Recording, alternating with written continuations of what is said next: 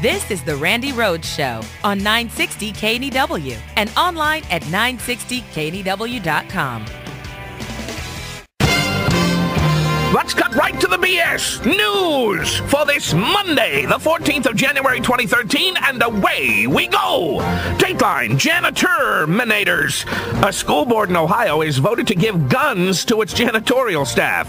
So now your children's safety is in the hands of workers that Newt Gingrich wanted to replace with the children themselves. On that note, hopefully the school won't also use school kids as their armed janitors. It's really hard for kids to find a Hello Kitty lunchbox that'll fit a Glock 18 automatic pistol. Arming janitors is not really expected to stop any school shootings, but it will make kids think twice before pulling pranks.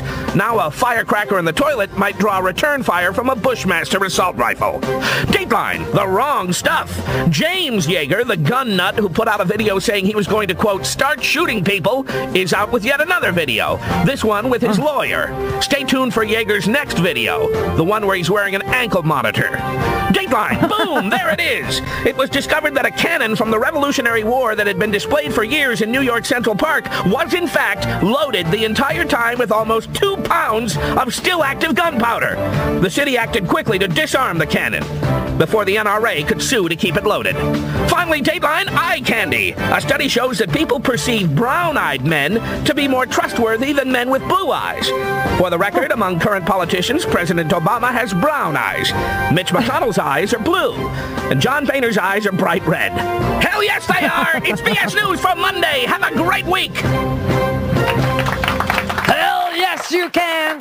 Anyway, why do people not know our history? It's kind of new. I mean, when you consider the history of Europe and all the thousands of years you'd have to study if you went to school there, you have it very easy here in these United States. You only have to memorize about 200 years, a little bit more of American history.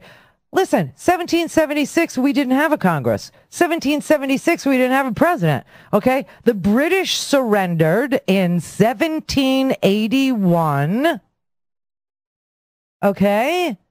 And then we had something called the Articles of Confederation, which didn't work because you couldn't raise money by taxing. We couldn't pay our soldiers. We couldn't pay anybody. Congress was given no authority to enforce any of the requests the states made for money. It failed miserably. And the Constitution that we now live under was not signed until 1787. And even when the Constitution was signed in 1787, we went through 2 years without the Bill of Rights. It wasn't ratified by all the states because they wanted the Bill of Rights, which, by the way, was 12 amendments, but only 10 of them made it.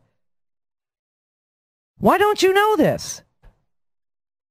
So 1789, we finally get the Bill of Rights. We get a president, and in 1792... we actually set up how the militia for the preservation of the free states is to be set up. And not only does it include divisions and brigades and regiments and battalions and how many officers are assigned to each and how many, and that you bring your guns until you're issued something that, if you're an artilleryman in 1792, you will get your stuff